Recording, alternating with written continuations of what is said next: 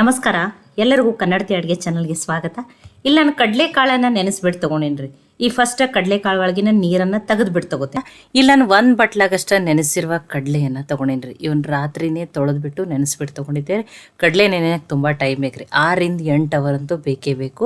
ಈ ಕಡಲೆಯನ್ನು ಏನು ಮಾಡ್ತೀನಿ, ಈಗ ಮಿಕ್ಸಿ ಜಾರಿಗೆ ಹಾಕೋತೀನಿ ರೀ. ನಾನು ಇದನ್ನು ನೋಡಿ, ಈ ಕಡಲೆನ ಮಿಕ್ಸಿ ಜಾರಿಗೆ ಹಾಕೊಂಡಿದ್ದೀನಿ. 2 ಹಣ್ಣು ಮೆಣಸಿನ್ಕಾಯಿ ಹಾಕ್ತಾಯಿದ್ದೀನಿ. ನೀವು ಹಸಿರು ಮೆಣಸಿನ್ಕಾಯನ್ನಾದ್ರೂ ಹಾಕೋಬೋದು. ಒಂದು ಸ್ವಲ್ಪ ಹಸಿ ಶುಂಠಿ, ಇದಕ್ಕೆ ನಾನು 2 ಬೆಳ್ಳುಳ್ಳಿ ಹೆಸಳನ್ನು ಹಾಕ್ತಾಯಿದ್ದೀನಿ. ಬೆಳ್ಳುಳ್ಳಿ ತಿನ್ನಲ್ಲ ಅನ್ನೋರು ನೀವು ಬೆಳ್ಳುಳ್ಳಿಯನ್ನು ಬಿಟ್ಬಿಡ್ಬೋದು. ಒಂದು 2 ಸ್ಪೂನ್ ಆಗಷ್ಟು ನೀರನ್ನು ಹಾಕೊಂಡ್ಬಿಟ್ಟು ಇದನ್ನು ತರಿಯಾಗಿನೇ ಗ್ರೈಂಡ್ ಮಾಡಿಬಿಟ್ಟು ತೊಗೋತೀನಿ ರೀ. ನೋಡಿ, ಈಗ ತರಿಯಾಗಿನೇ ಕಡಲೆಬೇಳೆ ಚಿಕ್ಕ ಚಿಕ್ಕ ಪೀಸ್ಗಳು ಉಳ್ದದ, ಆ ರೀತಿ ಇದನ್ನು ಗ್ರೈಂಡ್ ಮಾಡಿಬಿಟ್ಟು ತೊಗೊಂಡಿದ್ದೀನಿ. ಈಗ ಇದನ್ನು ಬೇರೆ ಪಾತ್ರೆಗೆ ಹಾಕೊಳ್ಳೋಣ್ರಿ. ಯಾಕೆ ತರಿಯಾಗಿನೇ ಗ್ರೈಂಡ್ ಮಾಡ್ಕೋಬೇಕಂತೇಳಿ ನಾನು ಇದನ್ನು ಆಮೇಲೆ ಹೇಳ್ತೀನಿ ರೀ ನಿಮಗೆ. ನೋಡಿ, ಇದನ್ನೆಲ್ಲ ಏನು ಮಾಡ್ಕೊಂಡಿದ್ದೀನಿ, ಈಗ ಇದನ್ನು ಈ ಪಾತ್ರೆಗೆ ಹಾಕ್ಕೊಂಡಿದ್ದೀನಿ. ಇದನ್ನು ಅನ್ಕತಕ್ಕ ಸೈಡಿಗೆ ಇಡ್ತೀನಿ ರೀ. ಇದನ್ನು ನಾನು ಏನು ಮಾಡ್ತೀನಿ, ಆಮೇಲೆ ಯೂಸ್ ಮಾಡ್ತೀನಿ. ಪ್ಯಾನ್ಗೆ ನಾನಿಲ್ಲಿ 1 ಸ್ಪೂನ್ ಆಗಷ್ಟು ಎಣ್ಣೆನ ಹಾಕ್ತಾಯಿದ್ದೀನಿ. ಎಣ್ಣೆ ಕಾಯ್ದ ಮೇಲೆ ಒಂದು ಅರ್ಧ ಸ್ಪೂನ್ ಆಗಷ್ಟು ಜೀರಿಗೆ ಫ್ರೈ ಆಗಲಿ ರೀ. ಸ್ವಲ್ಪ ಇಂಗನ್ನು ಹಾಕ್ತಾಯಿದ್ದೀನಿ. ಇಂಗು ಟೇಸ್ಟು ಚೆನ್ನಾಗಿ ಬರ್ತದೆ, ಡೈಜೆಷನ್ಗೂ ಒಳ್ಳೇದು ರೀ. ದೊಡ್ಡ ಸ್ಪೂನ್ದಿಂದನೇ 1 ಸ್ಪೂನ್ ಆಗಷ್ಟೇ ಬಿಳಿ ಎಳ್ಳನ್ನು ಹಾಕೋತಾ ಇದ್ದೀನಿ.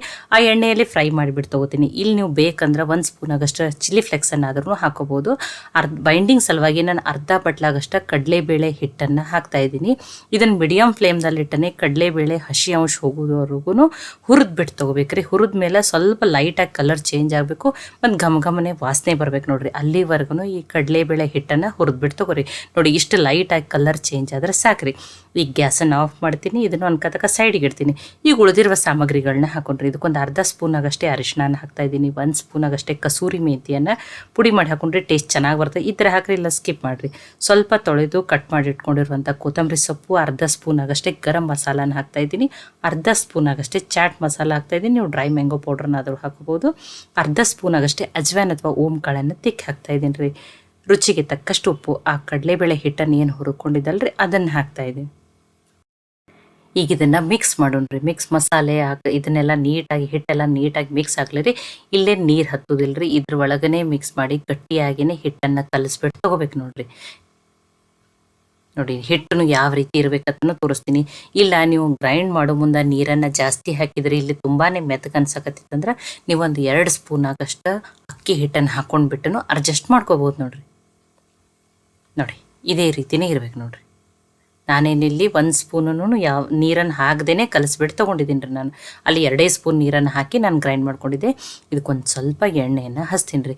ಈಗ ನೋಡಿ, ಈಗೇನು ಹಿಟ್ಟನ್ನು ನೆನೆಯೋದು ಬಿಡೋದು ಬೇಡ. ಈಗ ಇದು ಕರೆಕ್ಟಾಗಿ ಇದೇ ರೀತಿ ಹಿಟ್ಟನ್ನು ಕಲಿಸಿ ರೆಡಿ ಮಾಡಿಬಿಟ್ಟು ತೊಗೋಬೇಕು. ಈಗ ಕೈಗೆ ಒಂದು ಸ್ವಲ್ಪ ಎಣ್ಣೆ ಹಚ್ಚಿಬಿಟ್ಟು ನಾದ್ಕೊಂಡು ಸಣ್ಣ ಸಣ್ಣ ಉಳ್ಳಿಗಳನ್ನ ಮಾಡ್ಕೋತೀನಿ ನೋಡ್ರಿ. ಅತಿ ಚಿಕ್ಕ ಚಿಕ್ಕ ಉಳ್ಳಿಗಳನ್ನ ಮಾಡ್ಕೋಬೇಕು ನೋಡ್ರಿ.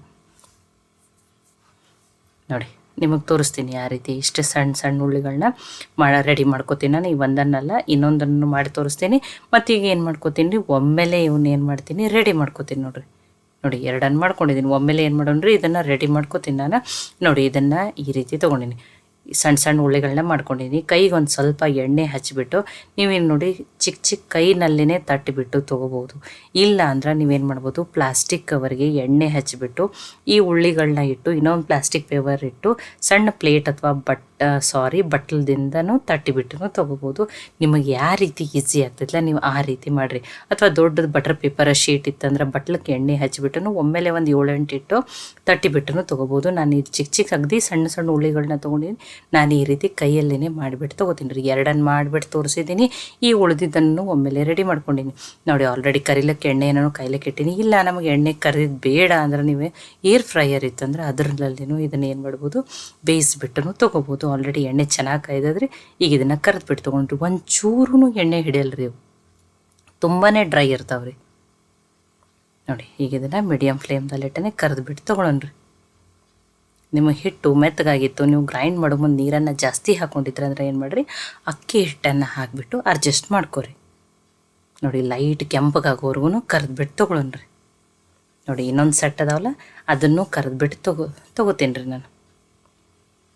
ನೋಡಿ, ಒಂಚೂರು ಎಣ್ಣೆ ಹಿಡಿಯಲ್ಲ, ತುಂಬಾ ಡ್ರೈ ಇರ್ತಾವೆ ರೀ. ಟೇಸ್ಟೂ ತುಂಬಾ ಚೆನ್ನಾಗಿರ್ತದೆ ರೀ. ನೋಡಿ, ಆ ಇನ್ನೊಂದು ಬ್ಯಾಚ್ ಐತಲ್ಲ ಅದನ್ನೂ ಕರೆದ್ಬಿಡು. ನೋಡಿ, ಸೌಂಡ್ದಿಂದನೇ ಗೊತ್ತಾಯ್ತಲ್ಲ ನಿಮ್ಗೆ ಎಷ್ಟು ಕ್ರಿಸ್ಪಿಯಾಗ್ಯಾವತ್ತ. ನೋಡಿ, ಈ ಕಡಲೆಬೇಳೆ ನೆನೆಸಿರುವ ಕಡಲೆ ಹಿಟ್ಟದಿಂದ ಈ ಪಾಪಡಿ ರೆಡಿ ಆಗ್ಯಾವ ನೋಡ್ರಿ. ನೋಡಿ, ಎಷ್ಟು ಡ್ರೈ ಅದಾವನು ತೋರಿಸ್ತೀನಿ. ಎಲ್ಲನೂ ಎಷ್ಟು ಚೆನ್ನಾಗಿ ಬಂದ ನೋಡ್ರಿ. ನೋಡಿ ಒಂಚೂರು ಎಣ್ಣೆ ಹೇರ್ಕೊಳ್ಳೋದಿಲ್ಲ ರೀ. ನೋಡಿ ನಾನು ಮುರಿದು ಬಿಟ್ಟನು ತೋರಿಸ್ತೀನಿ. ತುಂಬಾ ಚೆನ್ನಾಗಿ ಬಂದವ್ರಿ, ತುಂಬ ಗರಿ ಗರಿಯಾಗಿ. ನೀವು ಇದನ್ನು ಎಷ್ಟು ದಿನ ಬೇಕಾದರೂ ಸ್ಟೋರ್ ಮಾಡಿ ಇಟ್ಕೊಂಡು ತಿನ್ಬೋದು. ನೋಡಿರಿ ಮುರಿದು ಬಿಟ್ಟು ತೋರಿಸ್ತೀನಿ ನೋಡಿರಿ. ನೋಡಿ ನೋಡಿ ಈ ರೀತಿ ನೀವು ಮಕ್ಕಳಿಗೆ ಮಾಡಿ ಹೆಲ್ದಿಯಾಗಿ ಸ್ನ್ಯಾಕ್ಸನ್ನು ಮಾಡಿಕೊಡ್ರಿ, ಅಥವಾ ಮಕ್ಕಳಿಗೆ ಶಾರ್ಟ್ ಬ್ರೇಕಿಗೆ ಕಟ್ತಿರಲ್ಲ, ಈ ರೀತಿ ಏನೋ ಕುರ್ಕುರೆ ಸ್ನ್ಯಾಕ್ಸ್ ಕೊಡೋದಕ್ಕಿಂತ ಈ ರೀತಿ ಹೆಲ್ದಿಯಾಗಿ ಮಾಡಿರಿ. ಗೋಧಿ ಹಿಟ್ಟಿನಿಂದ, ಮೈದಾದಿಂದ, ರವೆಯನ್ನು ಬಳಸಿಬಿಟ್ಟು ನೀವೇನು ಮಾಡ್ಬೋದು, ಪಾಪಡಿಯನ್ನು ಮಾಡ್ಕೊಂಡಿರ್ಬೋದು, ಅಥವಾ ಹೆಸರು ಬೇಳೆನ ಬಳಸಿನೂ ಮಾಡಿರ್ಬೋದು. ಈ ರೀತಿ ಕಡಲೆಕಾಳನ್ನು ಗ್ರೈಂಡ್ ಮಾಡಿ ಇದನ್ನು ಪಾಪಡಿಯನ್ನು ಮಾಡಿರಿ. ನಾನು ಯಾಕೆ ತರಿತರಿಯಾಗಿಯೇ ಗ್ರೈಂಡ್ ಮಾಡ್ಕೋಬೇಕಂತ ಹೇಳಿದ್ದೀನಿ ಅಂದ್ರೆ, ಆ ತರಿತರಿಯಾಗಿ ಇರೋದ್ರಿಂದ ಇವು ಎಣ್ಣೆಯಲ್ಲಿ ಹಾಕಿದ್ಮೇಲೆ ಉಬ್ಬುದಿಲ್ಲ ರೀ, ಅದಕ್ಕಂತ ಹೇಳಿ. ಅಥವಾ ನಿಮ್ಮ ಮಕ್ಕಳು ಶಾಲಾ ಕಾಲೇಜ್ಗೆ ಎಲ್ಲರೇ ಹೊರಗೆ ಹಾಸ್ಟೆಲ್ಗೆ ಅದು ಇದ್ರಂದ್ರೆ ಈ ರೀತಿ ಸ್ನ್ಯಾಕ್ಸನ್ನು ಮಾಡಿ ಕೊಡ್ರಿ. ಇದನ್ನು ನೀವು ಒಂದು ಪ್ರೋಟೀನ್ ಸ್ನ್ಯಾಕ್ಸ್ ಅಂತಲೂ ಕರಿಬೋದು. ಈ ರೆಸಿಪಿ ನಿಮಗೆ ಇಷ್ಟ ಆಗಿದ್ರೆ ಲೈಕ್ ಮಾಡಿ, ಶೇರ್ ಮಾಡಿ, ಕಮೆಂಟ್ ಮಾಡಿರಿ. ಖಂಡಿತ ಟ್ರೈ ಮಾಡಿ ನೋಡಿರಿ. ಮತ್ತೆ ಒಳ್ಳೆಯ ಹೊಸ ರೆಸಿಪಿ ಜೊತೆ ಸಿಗೋಣ. ಎಲ್ಲರಿಗೂ ಧನ್ಯವಾದಗಳು. ಈ ಕಡಲೆಕಾಳನ್ನು ಉಪ್ಪಿನಲ್ಲಿ ಹುರಿದಿರ್ಬೋದು, ಪಲ್ಯ ಸಾಂಬಾರು ಚೆನ್ನಾಗಿ ಚಾಟ್ ಬಿಟ್ಟು ಮತ್ತು ಯಾವ ರೆಸಿಪಿಗಳನ್ನ ಮಾಡ್ತೀರ ಅಂತ ಹೇಳಿನೂ ನನಗೆ ಕಮೆಂಟ್ ಮಾಡಿ ತಿಳಿಸ್ರಿ.